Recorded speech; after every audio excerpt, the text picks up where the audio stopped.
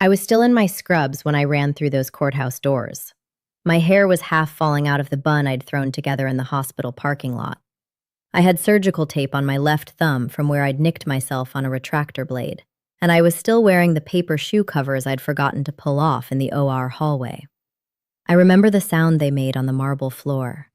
This ridiculous, crinkling, shuffling sound like I was some kind of ghost haunting the wrong building at the wrong time.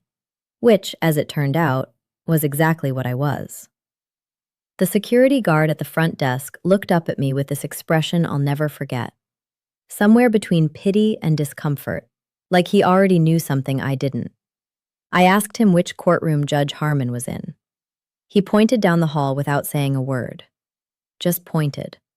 And something about the way he did it, slow, almost reluctant, made my stomach drop before I'd even taken a single step in that direction. I pushed through the double doors at the end of the corridor. The room was still full of people, flowers on the table, my mother standing near the back wall with her hand over her mouth, my Aunt Patricia crying into a tissue. And there, at the front of the room, standing next to a man I had planned to spend the rest of my life with, was my best friend Chelsea. In a white dress, holding a small bouquet of peonies, the exact flowers I had told her I wanted for my own bouquet. The judge was closing his folder. The certificate was already signed. That's when his mother, Karen, walked straight up to me, looked me dead in the eyes, and smiled. Not a sympathetic smile. A smile like she'd been waiting for this moment for years. "You're too late, sweetheart," she said. "Get out of here." I turned toward the exit. My legs were moving on autopilot. The room was spinning. And then I saw something in the doorway that stopped me cold. But to understand what I saw and why it changed absolutely everything, you need to go back with me. Back to before any of this happened. Back to when my life made sense. My name is Dr. Haley Mercer. I'm a pediatric surgeon at Riverside Children's Hospital in Columbus, Ohio. I grew up in a mid-sized suburb about 40 minutes outside the city. The kind of place where everybody knows your parents, and your parents know everybody's business. I was never the most popular girl in school. I was the one in the library during lunch, the one who cried when she got a B+ on a chemistry test, the one who decided at age 12 that she wanted to be a doctor after watching a documentary about open-heart surgery on a 9-year-old boy. Something about that image, a surgeon's hands holding a beating heart, keeping it going, never left me. I got into Ohio State on a full academic scholarship. 7 years of medical school and residency, mountains of student debt that I was still chipping away at, and a fellowship in pediatric surgery that nearly broke me in the best possible way. By the time I was 31, I had my own cases, real ones. Kids who came in on gurneys and went home on their own 2 feet because of decisions I made. I'm not saying that to brag. I'm saying it because that work was the center of my entire identity. It was also, if I'm being honest, the thing that caused me more relationship problems than I could count. I met Brandon Cole at a charity gala for the Hospital Foundation 3 years ago. He was tall, clean-cut, and had this easy, unforced confidence that I found immediately attractive. He worked in commercial real estate. Not flashy, not a show-off, just solid and steady. He brought me a glass of sparkling water without being asked, because he'd noticed I was the only one at the table not drinking. That was it. That was the moment I thought, this one's different. We dated for 8 months before he asked me to move in. We split everything down the middle. Rent on his 2-bedroom condo in the short north, groceries, utilities. I liked that. I dated men before who got weird about my salary, who made passive-aggressive comments when I paid for dinner, or got awkward when I mentioned my 401k. Brandon never did any of that. He seemed genuinely proud of what I did. He'd introduce me at parties as my girlfriend, the surgeon, with this real warmth in his voice, not the performative kind.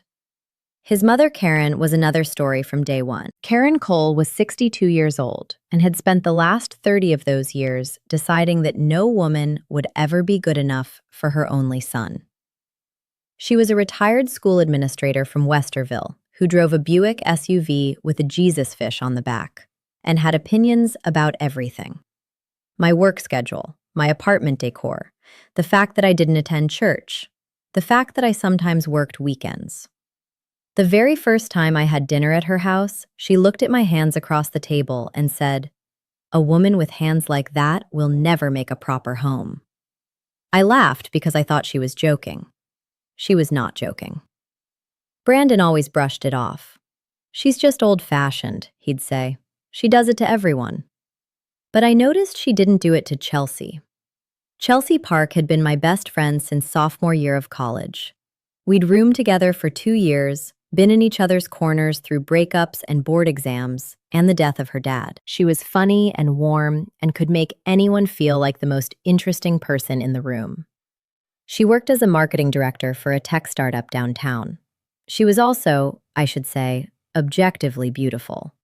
The kind of effortless, high-cheekboned beautiful that made people do double takes. I'd always been happy for her. I genuinely had. She deserved good things, and I told her that constantly. Chelsea and Brandon had met through me, obviously. The three of us had hung out together dozens of times. Dinners, weekend trips, the occasional Bengals game. I never once thought anything of it. Looking back, I can identify the moments I missed. The way she'd touch his arm when she laughed. The way he'd find excuses to text her about checking in on Haley when I was on a long shift.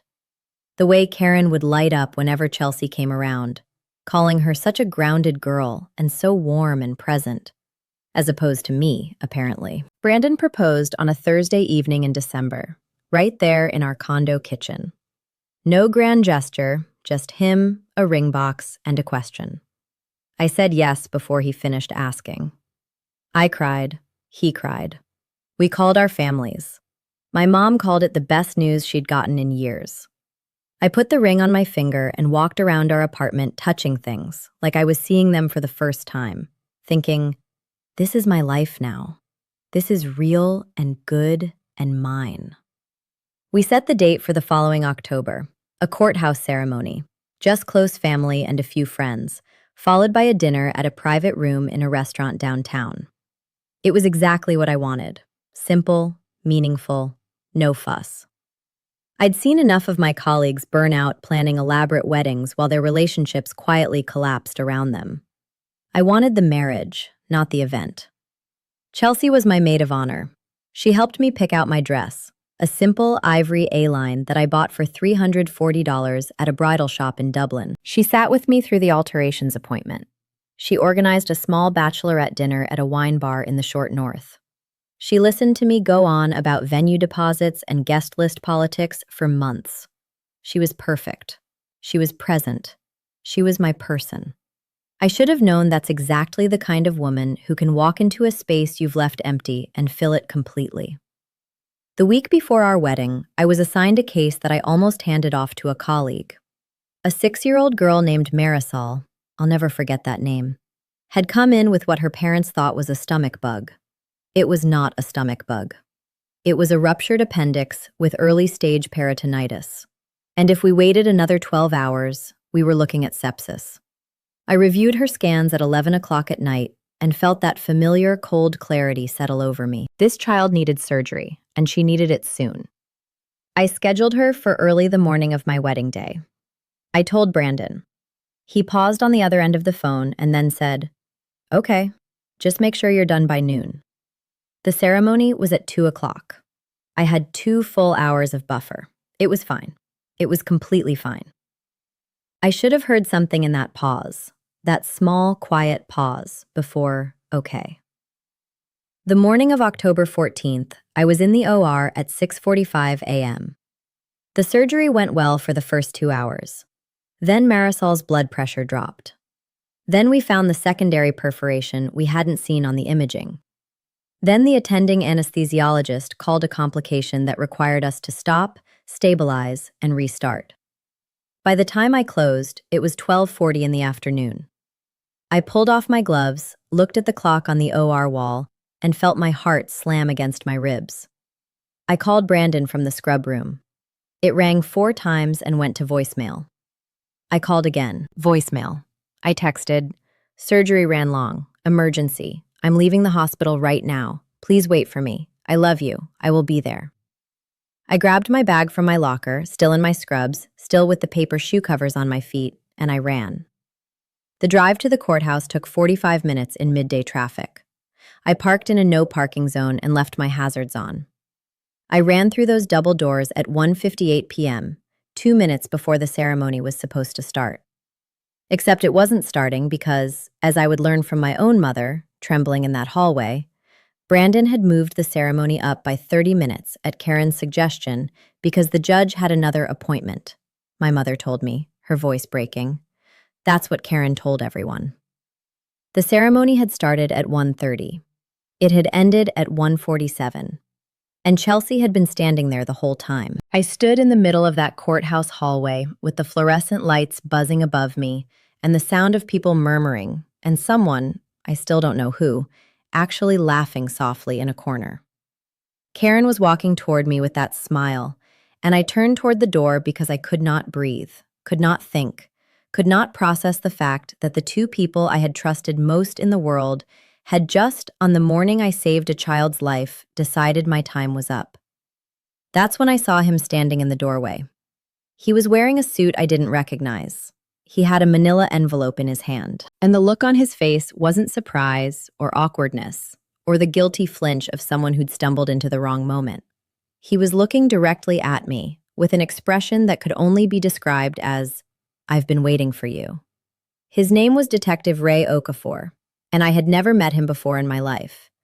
He stepped through the doorway with the kind of calm that belongs to people who've walked into difficult rooms for a living.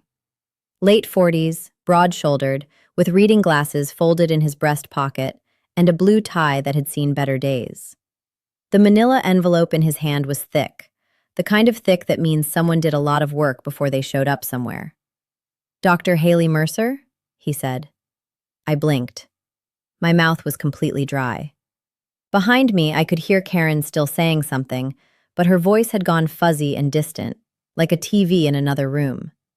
"Yes," I managed. "That's me. I'm Detective Ray Okafor with the Franklin County Financial Crimes Unit," he said. "I've been trying to reach you for 3 days. I left 2 voicemails at Riverside Children's Hospital." He glanced past me toward the room I just stumbled out of. His expression didn't change, but something moved behind his eyes. "I'm going to need you to step outside with me for a few minutes." Karen's voice cut through. She was just leaving. She appeared at my elbow like she'd materialized out of the floor. That same smile fixed on her face, but her eyes were different now, sharper, calculating. "This is a private family event, and she is not family." Detective Okafor looked at Karen the way you look at a stop sign when you're already planning to go through it. Politely, and then past it. "Ma'am," he said, "I wasn't talking to you." He held the door open. I walked through it. We stood in the corridor just outside the courtroom, the marble floor stretching away in both directions, the fluorescent lights still buzzing their indifferent hum above us. My paper shoe covers were still on my feet. I looked down at them and had this bizarre, disconnected thought, I should really take those off. And then Detective Okafor opened the manila envelope, and I forgot about my feet entirely. "Dr. Mercer," he said, pulling out a stack of documents, "how much do you know about Brandon Cole's financial history?" I shook my head slowly.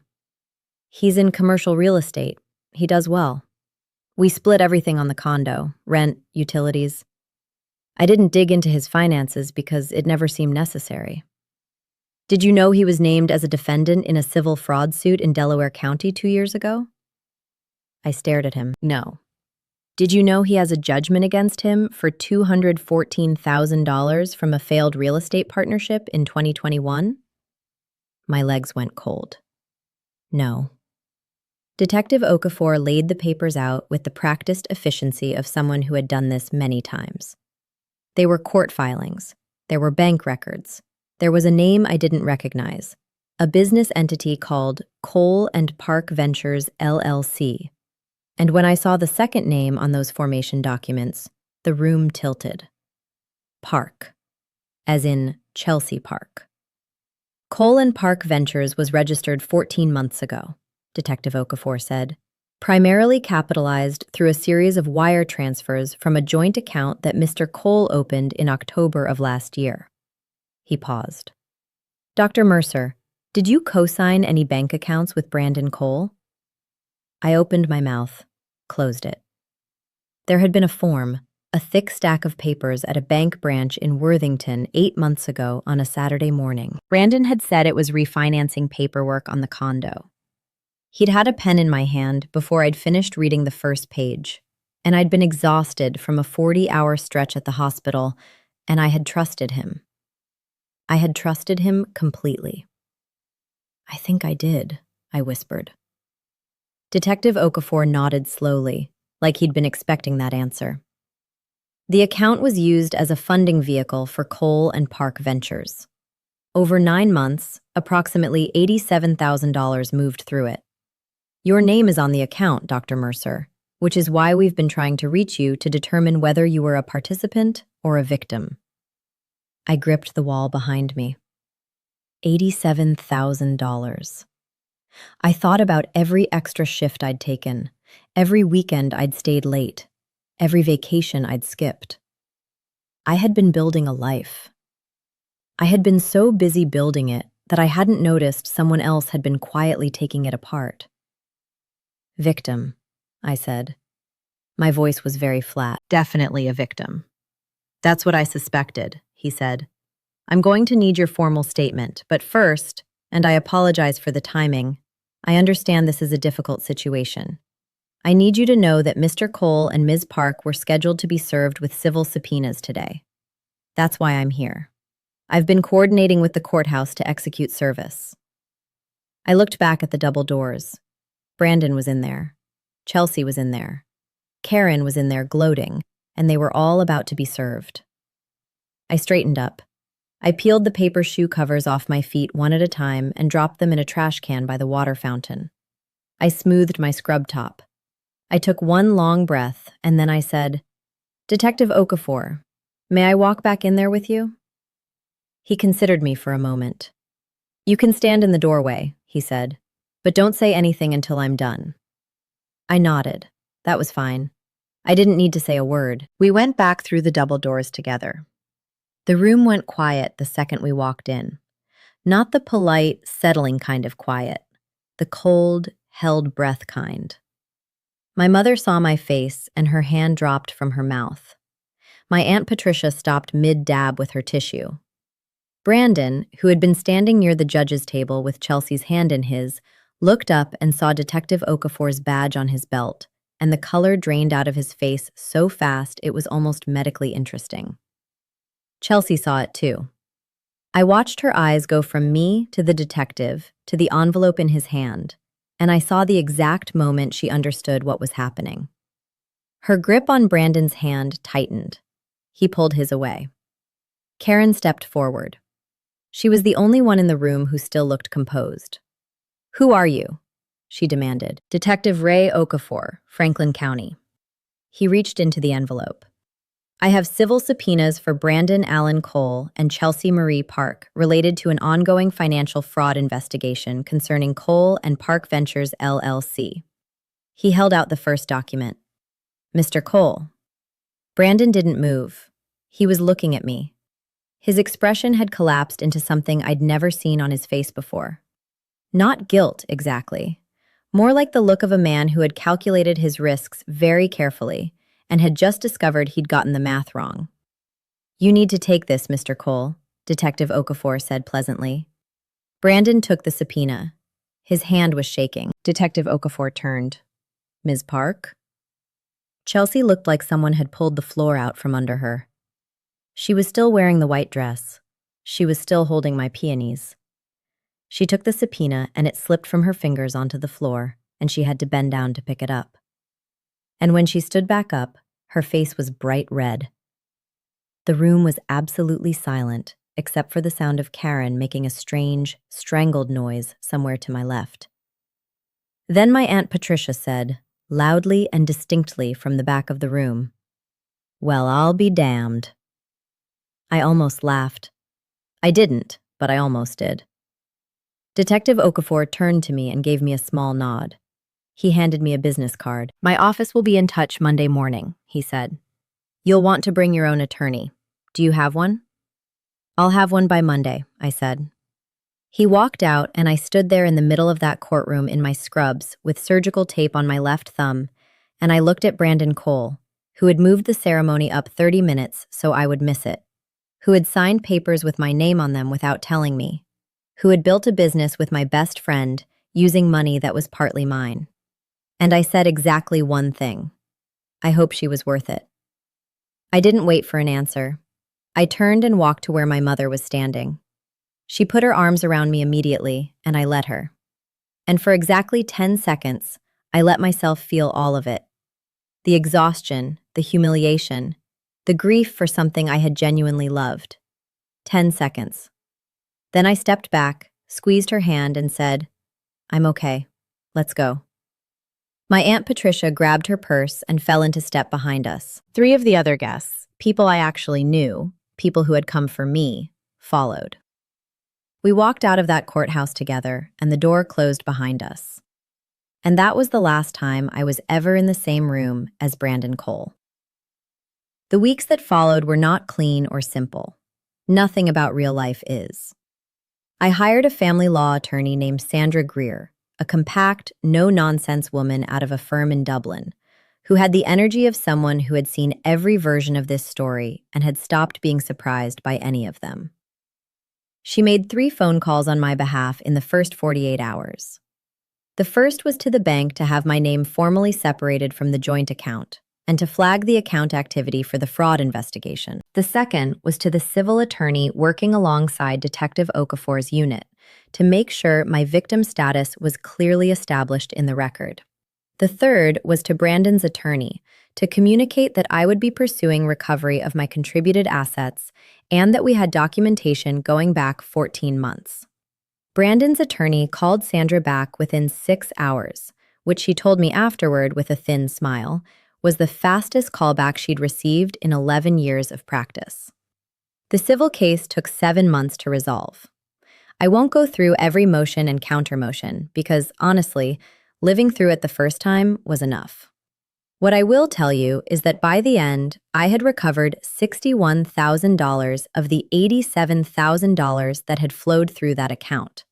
Not everything, but enough to matter. Brandon and Chelsea's business venture had, predictably, collapsed. The investors they'd brought in were furious. 2 of them filed separate suits. Cole and Park Ventures LLC was dissolved by a Delaware County court in the spring. Brandon and Chelsea, and yes, I'm aware of the spectacular irony, filed for divorce 6 months after their courthouse wedding. I heard this through my Aunt Patricia, who heard it from a woman in her book club, whose daughter worked in the same building as Chelsea's old marketing firm. Apparently, the pressure of the investigation had done what love couldn't sustain. I did not feel sorry for either of them. I want to be honest about that. I didn't feel triumphant either, not really. I felt tired. And then I felt something that slowly, over time, started to feel like relief. Karen Cole called me once, about 3 months after everything came out. She called my cell phone at 9 o'clock in the evening on a Tuesday, and I almost didn't pick up. I did pick up, though, because I wanted to hear what she had to say. She said, "I didn't know about the money. I want you to know that." I was quiet for a moment.